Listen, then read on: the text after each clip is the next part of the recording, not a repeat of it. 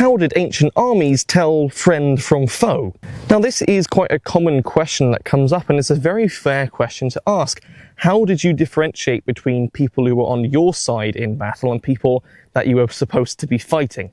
Now, of course, Hollywood has a big role to play in this misconception. As always, those guys have a tendency of doing that, which is, of course, in many movie battles, you have no formational combat. You have two sides running in and fighting people dually. How do you tell who is who? How do you know if they're on your side or the enemy's? This is a bit of a double-layered answer and two sort of different situations that come up. Firstly, broadly addressing the point.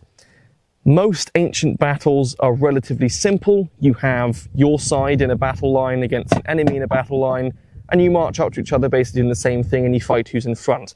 As long as you keep that line, which, let's face it, if you broke that, you would probably be fleeing and leaving the field, getting chased.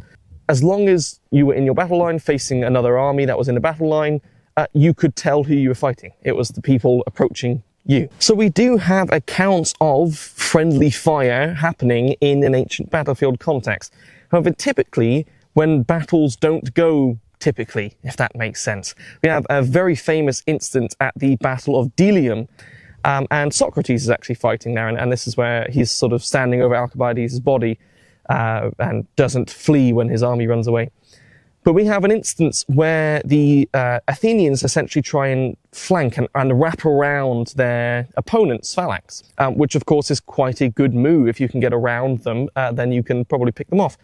However, what happens is the wings of the Athenian side wrap around and actually face each other, and they can't identify them as Athenians. They actually start fighting each other. We have Athenians fighting Athenians. They can't identify who they are fighting against. And understandably, that's a bit of a problem, but we have to realize that, why is that the case?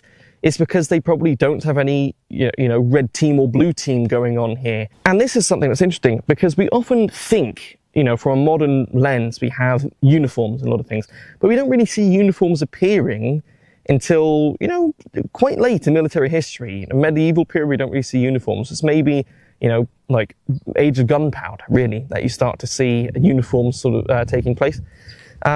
We don't see it in the ancient world really at all. So long story short, we don't see concretely state symbols or state colours being used until possibly later, when we start to see the adoption of possible state-issued blazons or symbols to basically identify you as Laconian or you as Athenian or you as Theban, so on and so forth. And it's highly likely or highly possible that Delium might have played a massive role in that.